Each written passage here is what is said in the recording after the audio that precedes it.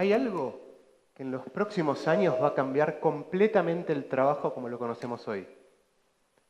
Hay algo que en un futuro va a mejorar nuestra salud y calidad de vida sustancialmente. Pero también hay algo que podría acabar con la raza humana. Esas tres cosas, trabajo, salud y muerte, en realidad dependen de una sola, y es justamente la inteligencia artificial. ¿Pero qué es la inteligencia artificial? ¿Qué es eso de lo que todo el mundo está hablando? Para poder definirla, primero deberíamos definir inteligencia humana. Y eso no es algo sencillo. Si yo preguntara en este auditorio la definición de inteligencia humana, probablemente tendría tantas respuestas distintas como personas. Entonces, ¿cómo hago para definir inteligencia artificial si no puedo definir inteligencia humana? Esta es una pregunta que se han hecho los grandes pensadores de la computación y los filósofos desde hace muchísimos años, y en particular, incluso antes de que existieran las computadoras físicas como las conocemos hoy. Alan Turing, que si quieren es el padre de la computación, hace más de 50 años publicaba un artículo en donde se preguntaba, ¿pueden las computadoras pensar? Y atacaba exactamente esta pregunta, ¿cómo hacemos para hablar de si las computadoras pueden pensar o no sin saber una definición cerrada de inteligencia humana? Y propuso una idea que resultó muy astuta. No importa la definición de inteligencia humana, lo que va a importar es si la computadora puede replicar el comportamiento humano.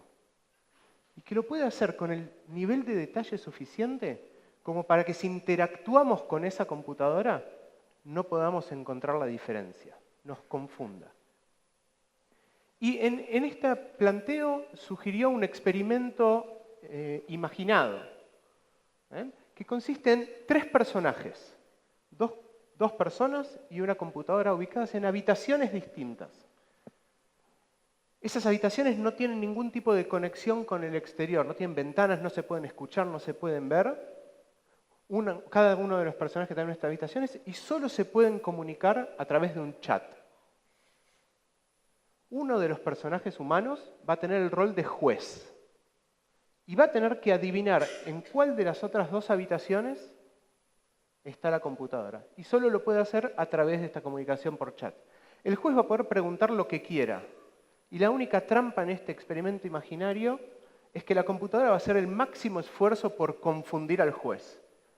Puede preguntar, ¿sos humano? Y la computadora va a responder que sí, igual que el humano. Puede preguntar, ¿de qué color tenés el pelo? O la definición de amor, no importa.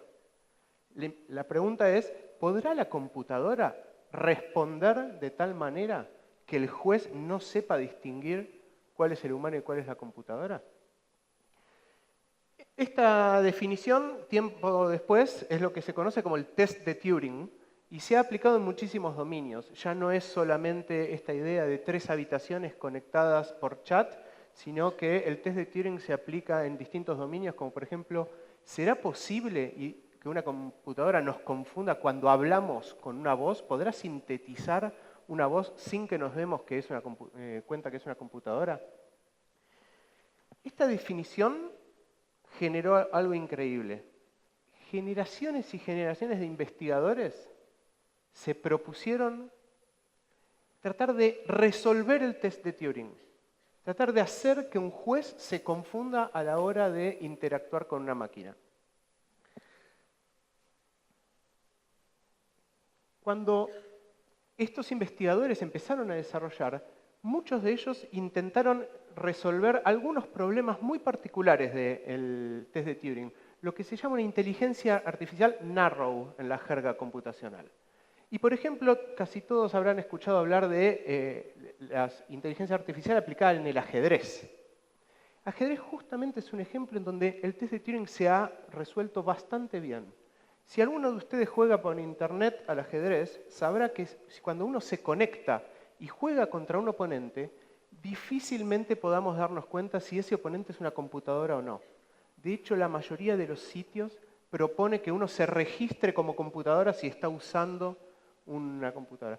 Eso es porque hoy las computadoras replican el comportamiento humano con una precisión impresionante. Repitan tanto los aciertos como los errores. Juegan muy bien o muy mal, igual que los humanos. Pero también hay muchos casos en donde esta competencia y esta evolución científica en inteligencia artificial ha llevado a que las computadoras superen al ser humano. Y en este caso se rompe el test de Turing. Ya no podemos hablar de la computadora confundiendo a un juez, porque es claramente superior al ser humano. Y el ajedrez podría ser un buen ejemplo de esto. Acá está la imagen de Garry Kasparov perdiendo contra Deep Blue, año 96. Muchos recordarán esto como el hito en donde la inteligencia artificial superó al ser humano en algo que parecía inalcanzable en esa época. Pero en ajedrez, justamente se dan estas dos cosas, ¿no? Esto de podemos replicar el comportamiento humano, pero también podemos superarlo. Había una tarea, voy a contarles otra distinta al ajedrez, en donde esta idea de que la computadora alguna vez pudiera superar al humano era poco creíble.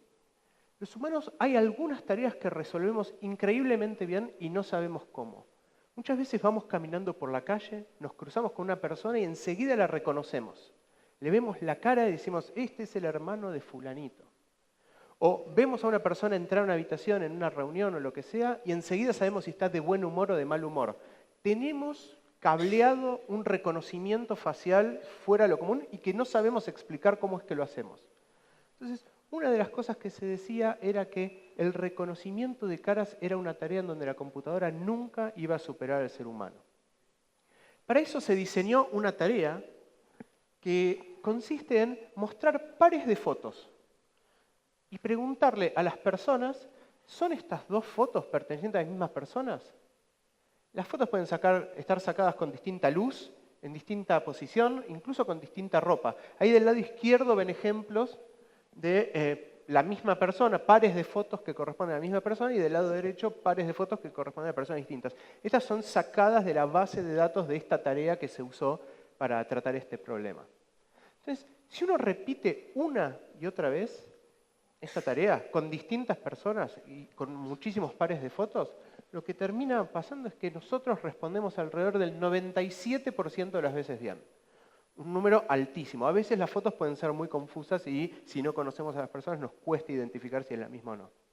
Bueno, hace un año, poquito más de un año, investigadores de inteligencia artificial han logrado superar esta marca, llegando a más del 99% de precisión, en una tarea en donde parecía inherentemente humana y donde las máquinas no iban a poder alcanzarnos. ¿Y qué es lo que hace a las máquinas tan poderosas, tan inteligentes? ¿Cómo es posible que puedan superar a estas tareas inherentemente humanas de esta manera? Son tres aspectos los fundamentales. El primero es impresionante la velocidad a la que la computadora hace cuentas. Hoy una computadora de escritorio, incluso los celulares, tiene aproximadamente 4.000 millones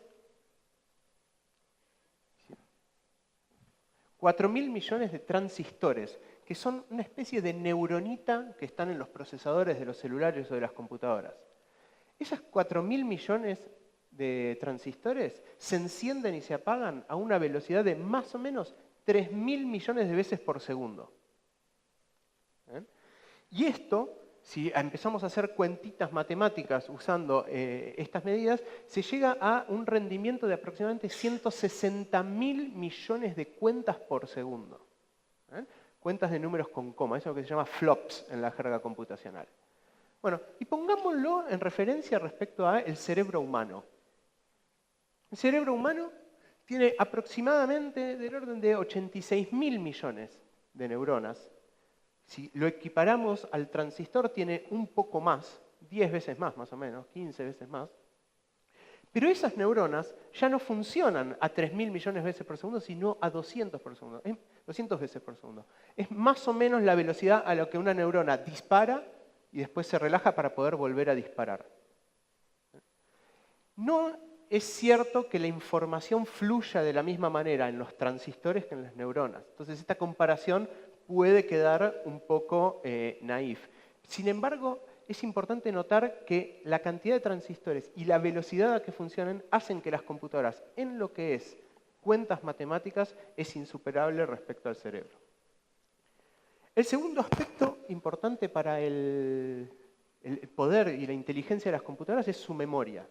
De nuevo, una computadora estándar de escritorio, notebook o celular, tradicionalmente viene con 16 GB de memoria RAM, para los que escucharon los detalles técnicos.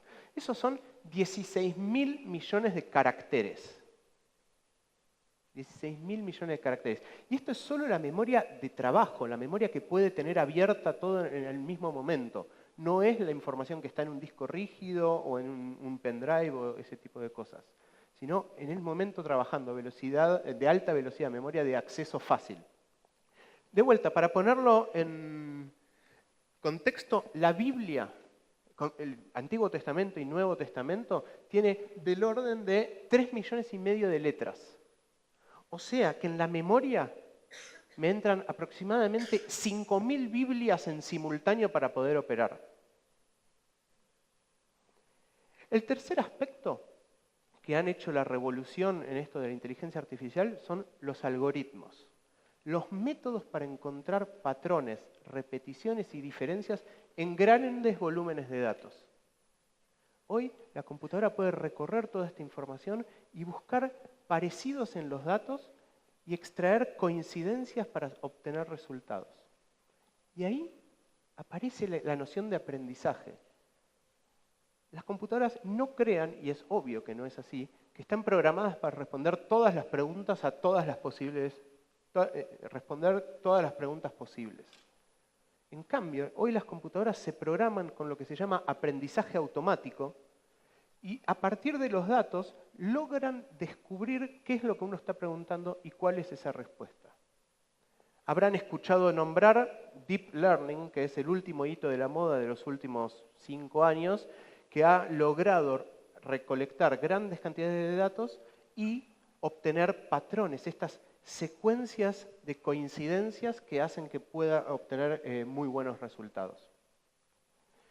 Solíamos decir hace algunos años, unos 10, 15 años, que la computadora era obediente, que era tonta, que hacía estrictamente lo que programábamos, con una receta de cocina, primero esto, después aquello, después lo otro. Hoy esta idea cambió, y especialmente con esto de Deep Learning y aprendizaje automático. Hoy las computadoras toman decisiones en función de los datos para los que nosotros nunca las programamos. Les proveemos los datos, diseñamos esos algoritmos, pero las preguntas que les hacemos no estaban explícitamente programadas y las respuestas nosotros no las conocemos. Entonces las computadoras han logrado llegar a conclusiones, a resultados para los que no fue programado. ¿Y puede ser esto peligroso? ¿Podrán convertirse en esa Skynet de Terminator y decidir acabar con la raza humana? Ese debate es el debate más importante hoy en la comunidad. ¿Puede ser acaso esta tecnología peligrosa? Hay algunos que sostienen que es directamente una tecnología enemiga. Bill Gates, el fundador de Microsoft, o Elon Musk, uno de los innovadores más importantes de la época, directamente dicen que hay que frenar esto antes de que se vaya de control. Bill Gates habla de superinteligencia. Por ahí escucharon nombrar superinteligencia, hay un libro muy famoso. Habla de cómo los humanos aprendemos desde que nacemos a hablar, a caminar, tardando años hasta que desarrollamos habilidades cognitivas de alto nivel que nos permiten incorporar conocimiento complejo. Y cuando nace un nuevo niño, otra vez, 1, 2 años, 3 años, hasta que logramos incorporar estas técnicas. Hablar, caminar o conocimiento. Las computadoras, en el momento que nacen, que las encienden, incorporan automáticamente todo el conocimiento anterior y pueden ir creciendo a partir de ahí. Si pensamos que la tecnología no va a detenerse y que todo el tiempo estaremos avanzando paso tras paso, por más pequeño que sea, entonces va a llegar un momento en donde la inteligencia de esa tecnología se equipare o incluso supere ligeramente a la inteligencia humana. Y a partir de ese momento, en palabras de un estadístico de 1965 que ya hablaba de estos temas, Good, para los que lo conocen, veremos una explosión de inteligencia, ese es el término que usó. Una explosión de inteligencia en donde las máquinas, una vez superado el humano, no van a necesitar de nosotros para ir avanzando otra vez, paso a paso, para que la próxima máquina incorpore esta información. Es por esto que Bill Gates y Elon Musk sugieren frenar el desarrollo hasta que no la entendamos y la regulemos. Y entonces evitemos así la catástrofe. Del otro lado está Mark Zuckerberg, el fundador de Facebook. El fundador de Facebook los trata de irresponsables. Dice que es absolutamente irresponsable sugerir siquiera detener el desarrollo de inteligencia artificial teniendo en cuenta todos los avances que está teniendo en distintos campos. Y hace puntualmente énfasis en el campo de la salud. Este debate a mí me toca muy de cerca. Yo soy investigador en inteligencia artificial con aplicación exactamente en salud. Y es en salud en donde estas nociones de trabajo, salud y muerte se juntan. Vamos a esperar para esto. Entonces, déjenme contarles un poquito las investigaciones que hacemos en salud para que entiendan cómo es que la inteligencia artificial hoy ya está penetrando. Probablemente todos ustedes hayan tenido dolor de cabeza o un familiar de ustedes hayan tenido dolor de cabeza, una cefalea fuerte por la que hayan tenido que ir a una guardia, a un hospital. Piensen en la situación, se sienten mal o el familiar, deciden ir al hospital, llegan, piden un turno, por ahí tienen que esperar 2, 3 horas hasta que finalmente son atendidos y el médico finalmente los llama. Una vez que los llama, el médico, si tienen suerte, hoy en día la historia clínica digital está bastante estandarizada, toma apuntes de la entrevista que les está haciendo y va anotando cada una de las cosas que escucha o ve del relato. Finalmente, después de eso, puede eventualmente darles un diagnóstico si el diagnóstico es fácil o pedirles un tratamiento o más estudios. Pero el médico es humano.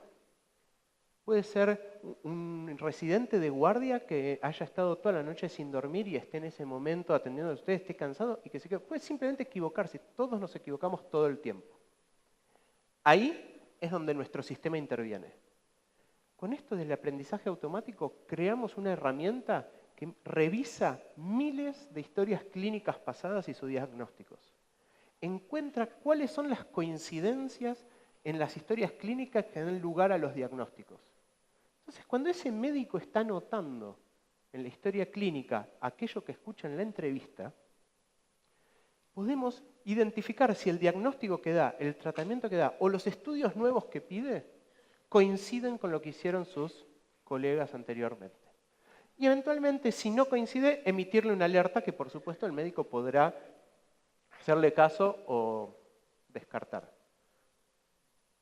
Ahora, ¿cuán bien anda nuestro sistema? ¿Sirve para algo? Esa es la pregunta que nos hicimos. Entonces llamamos a médicos, colegas de aquellos que estaban escribiendo esta historia clínica y viendo el sistema, y le dijimos, lean las historias clínicas pasadas, todas las que quieran, la cantidad que quieran, y traten de adivinar, de inferir cuál fue el diagnóstico de las historias clínicas pasadas, de los pacientes pasados. Entonces, los médicos hicieron exactamente la misma tarea. Fueron a mirar historias clínicas, todas las que quisieron, vieron qué patrones aparecían en historias clínicas y dijeron, este es cefalea tipo 1, tipo 2, tipo 3, migraña, lo que sea. Bueno, los médicos anduvieron alrededor del 80% de precisión. Es decir, 1 de cada 5 pacientes con la historia clínica no pudieron predecir cuál era el diagnóstico correcto. Bueno, nuestro sistema llegó a más del 90% de precisión, mostrando que es una herramienta muy útil para los médicos. Detengámonos por un segundo a pensar qué es lo que estamos haciendo. Agarramos una historia clínica, la revisamos con estos algoritmos de aprendizaje automático y estamos tratando de adivinar el diagnóstico. La historia clínica no es otra cosa que el volcado de lo que el médico está pensando. El médico escucha, ve al paciente contarle sus problemas, sus síntomas, y anota un resumen de eso que básicamente es el producto del pensamiento del médico. Luego, conecta todo eso que anota para dar un diagnóstico. Nosotros, con nuestro sistema de aprendizaje automático, si quieren, de una manera indirecta, estamos leyendo el pensamiento de ese médico. No solamente leyendo el pensamiento de ese médico, sino anticipándonos a cuál va a ser la conclusión de ese médico a partir de la historia clínica. ¿Cómo es que podemos hacer esto? ¿Cómo es que podemos leer el pensamiento de las personas. Nosotros lo llamamos arqueología del pensamiento. Los arqueólogos pueden reconstruir culturas, sociedades completas de hace miles de años muy complejas solo a partir de unos ladrillos caídos, unos fósiles enterrados o algo escrito en una piedra. Y reconstruyen cómo viven, cómo se visten, cómo era la estructura política. Nosotros vemos al discurso, al texto, como esos fósiles del pensamiento que estamos tratando de recuperar.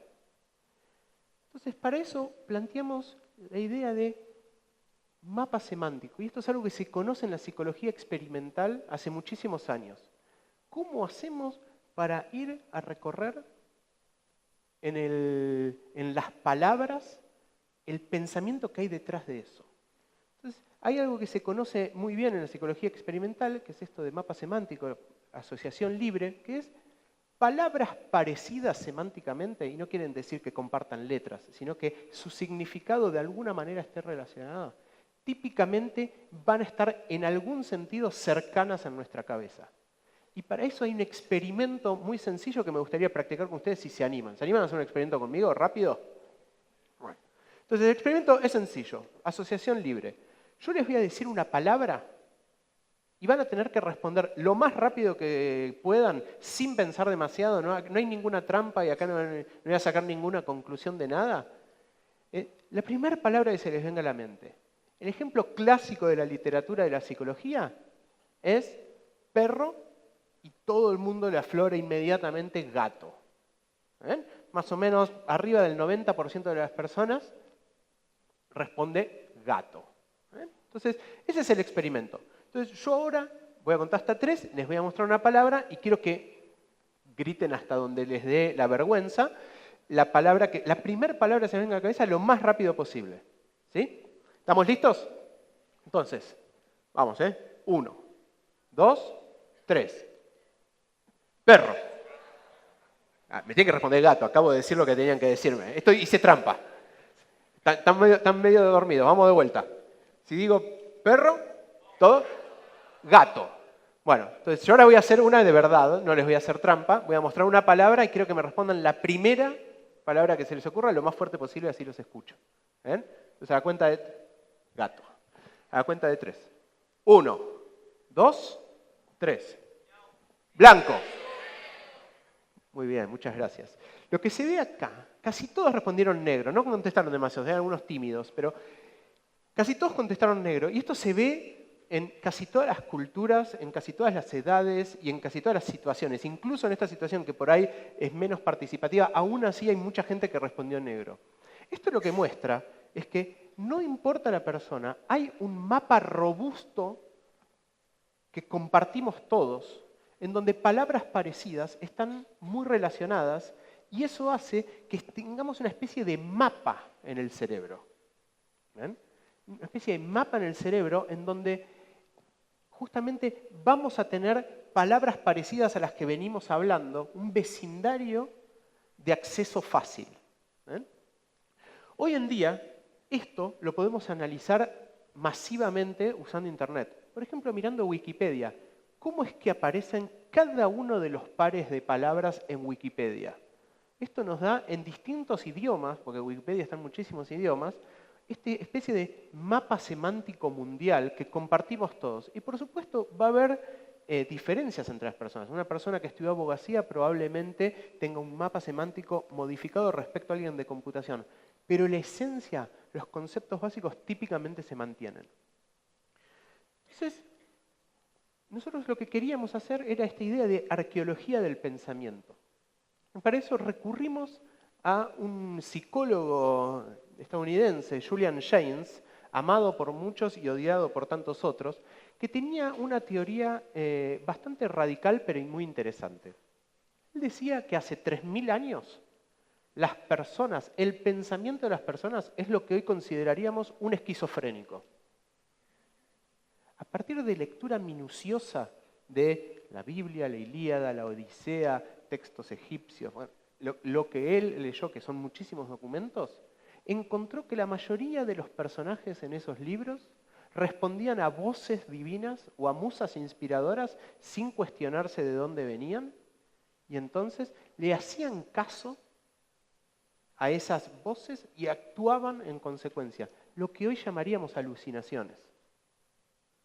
Con el tiempo, la humanidad, leído a través de la literatura que agarró Julian Jaynes, fue incorporando estos pensamientos, estas voces exteriores, como pensamientos propios en lo que él llamó y lo que se conoce como introspección, la capacidad de pensar acerca de nuestros propios pensamientos.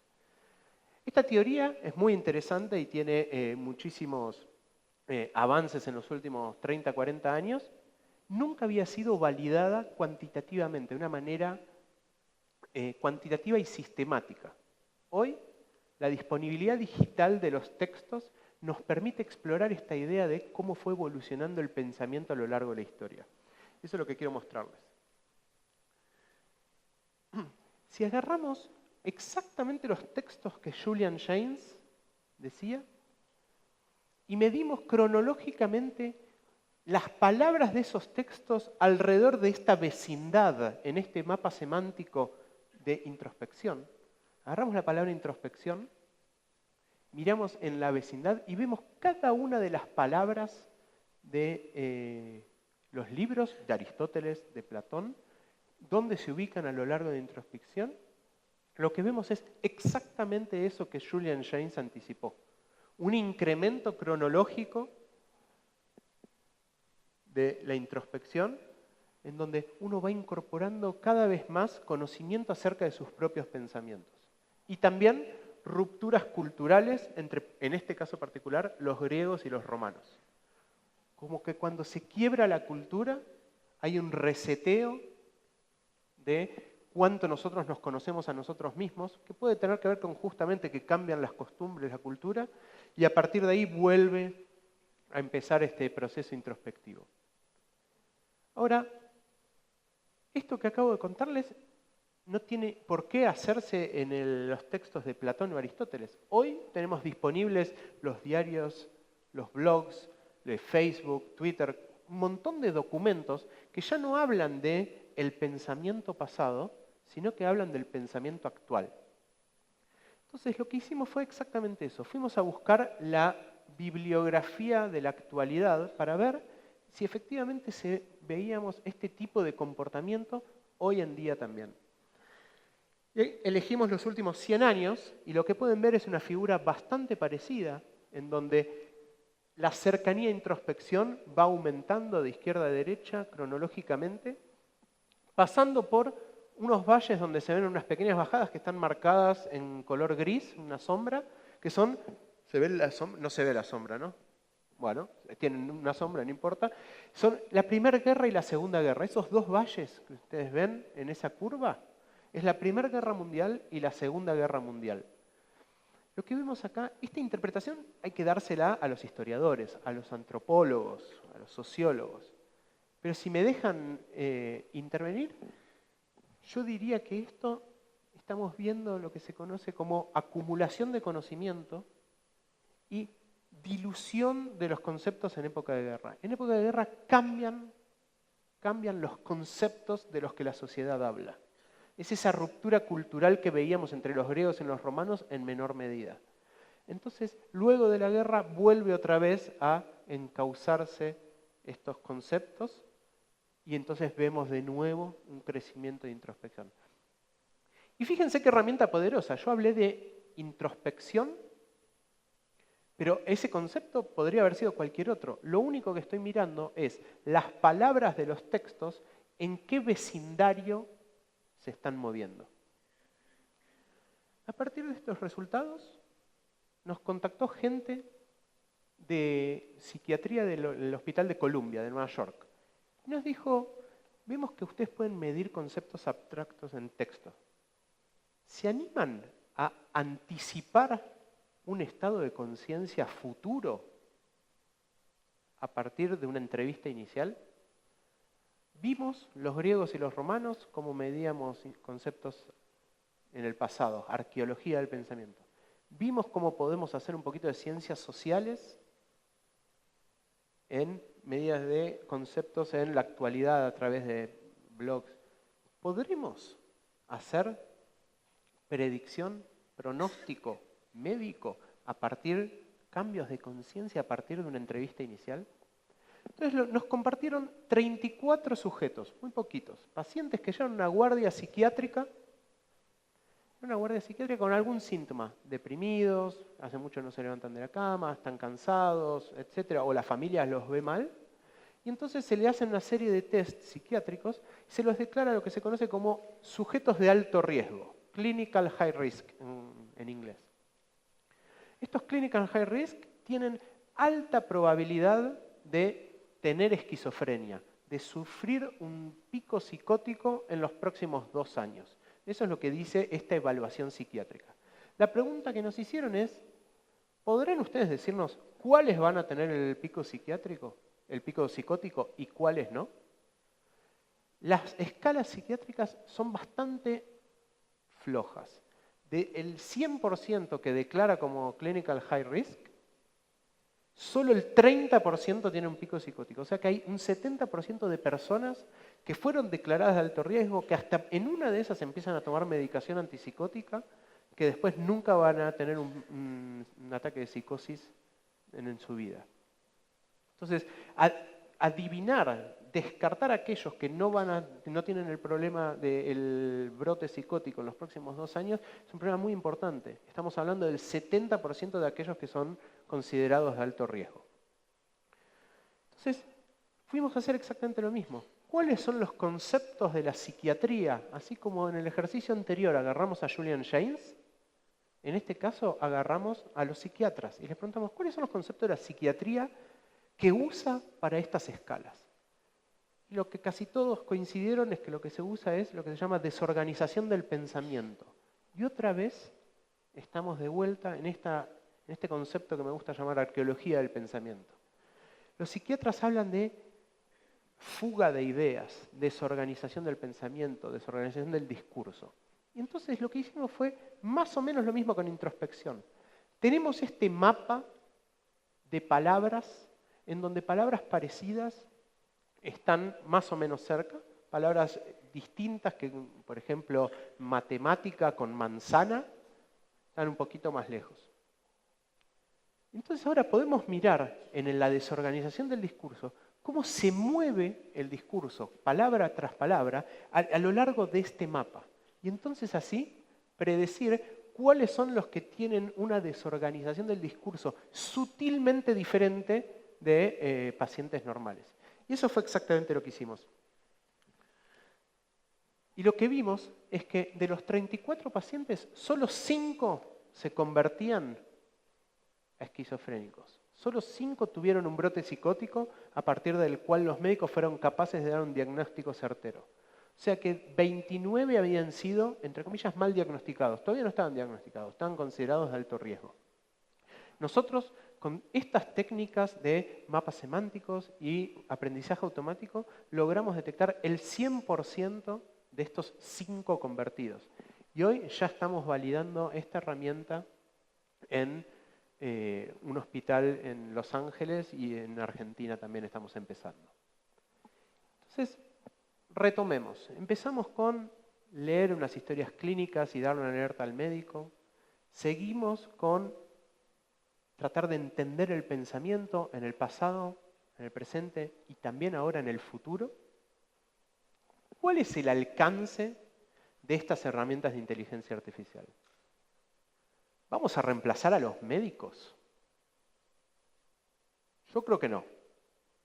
Yo creo que en los próximos años vamos a ver una explosión impresionante de este tipo de herramientas, que le van a dar nuevas tecnologías a los médicos para hacer mejor su trabajo. Que va a tener que cambiar. Probablemente los médicos van a tener que cambiar. Y probablemente tengan que estar más relacionados con el paciente, con esa característica humana que la computadora nunca va a poder reemplazar. ¿Se imaginan someterse a una fractura de rodilla o algo por el estilo?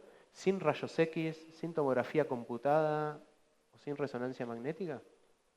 En una de esas, en unos años, nos resulta absolutamente impensable que un médico haga un diagnóstico de vida o muerte o incluso un diagnóstico de esquizofrenia sin un agente de inteligencia artificial que esté supervisándolo y ayudándolo. Nosotros trabajamos todos los días para tratar de generar esta tecnología segura y robusta. Nos gusta pensar que estamos no compitiendo contra el médico, sino colaborando, complementando al médico en herramientas cuantitativas para que hagan mejor su trabajo. Me gusta pensar que esto es el camino hacia una inteligencia aumentada. Muchas gracias.